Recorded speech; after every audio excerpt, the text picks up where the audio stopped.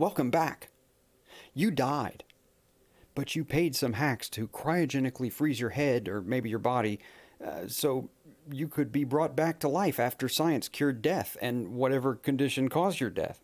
And it worked. It worked just like you imagined, and you're back. Welcome. Just kidding, that didn't happen. If you imagine anything like that happening, you imagine wrong. If you're dead, you're still dead. If you paid someone to freeze you, you're just a really expensive corpse of a really dumb person. But if that were the case, you'd actually still be pretty lucky because there's no version of you being thawed in the future that wouldn't literally be worse than the worst thing you can imagine. So the starting premise for this idea seems to be a vaguely imagined future that somehow values long-dead humans enough to find a reason to dethaw and heal them. I want someone to really flesh that out for me. How does that all work? What does that society look like, and what is their motivation to bring us back? Is there a contract to dethaw us out that someone is legally obligated to honor, or is it just out of the goodness of their heart? Are there not enough people in the future? Or maybe they want to interview us about historical events? None of that makes any sense to me. There's no legal framework for anything like that. So and there's no guarantee it would be enforceable by any future legal system. So that's kind of just out the window. And I can't imagine people doing it just to be nice. Plus, I'm not sure it really is nice.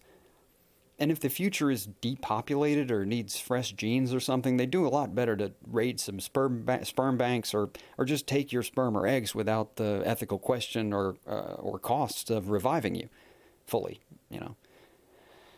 Maybe we're counting on being thawed out because we have some antibodies in our blood they might need. I really do like that is a sci-fi premise, though. That's a good one. But again, why wouldn't they just leave us in a coma and make us a blood farm or something? And I just can't get over the vanity required to think that the future cares enough about our personal opinions of the past to go to the trouble of reincarnating us.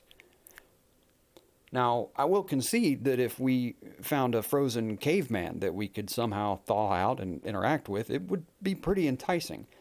The problem with that comparison is that we would actually have something to learn from a caveman about their lifestyle because they hadn't been writing and filming and tweeting about it with increasingly excruciating detail for the past 100 years. Also, I think, or hope, scientists would see that reincarnating an ancient human in modern times would be horrifying psychological torture for them and immoral as hell. Okay, but maybe a descendant we've never met. Maybe they would want to thaw us out and provide the resources for it.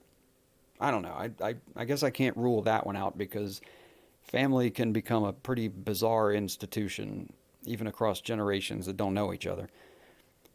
Still seems pretty far-fetched to me, but we'll file that one under not totally implausible, I guess. But in general, I wonder, if the level of technology in the future is sufficient to bring back frozen dead people, is there just not enough to do with that level of technology to benefit the living? Is the future bored or just so perfect that they have to dig up old problems to solve? And even if it was so trivial they could just flip a switch and bring us back, what's next after they wake us up? We're useless invalids in their society. Is there a retraining program they have set up to catch us up on maybe a century of human history and technological development? Again, why? Why would they do anything like that? What is our value to them?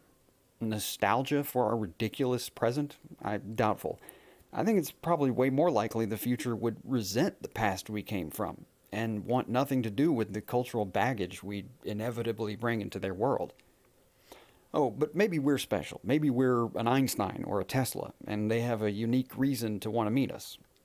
I don't know. I guess I can't rule that one out either, but I think maybe the Venn diagram of people of historical importance and people who think cryogenic preservation sounds like a good idea, I'm not sure that Venn diagram really overlaps.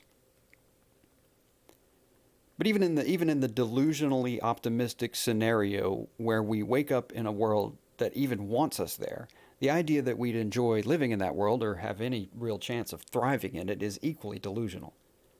I'm sure a lot of people would love to believe that they are superbly adaptable and open-minded enough to face whatever future they woke up in. And I guess if I really think hard, I can maybe think of a few people in history that were so far beyond their own time that they might actually make something resembling a functional transition to our world. But even that's being generous, because I'm kind of thinking of them in their primes, not after they died from something and got themselves frozen. I'd love to meet Nikola Tesla, and he had a pretty progressive intellect, but if he got himself frozen after his death, we'd have to cure his pigeon obsessed dementia before we could even speak to him about, not viciously berating women about their looks all the time. It would be a long, unpleasant road for him before we can even ask him what he thinks about string theory or something. It doesn't even really make sense in the rare cases, if you think about it too hard, but I guess I can't rule it out entirely. I don't know, maybe Samuel Clemens could handle it. But then again, I don't see a guy like that choosing it, so that's the Venn diagram thing again. Anyway, if there are humans that could stay sane through reincarnation and a century of cultural transition, then they are exceedingly rare. I'm definitely not one, and anyone who thinks they are is just very likely mistaken. So I'm still waiting on any fully developed concept for how and why the future would even bother thawing us out, let alone how that would be a good thing. But actually, that's kind of a lie. I can think of a few reasons they'd bother. Actually, without even trying, I can think of a whole funhouse of nightmarish reasons they would bother.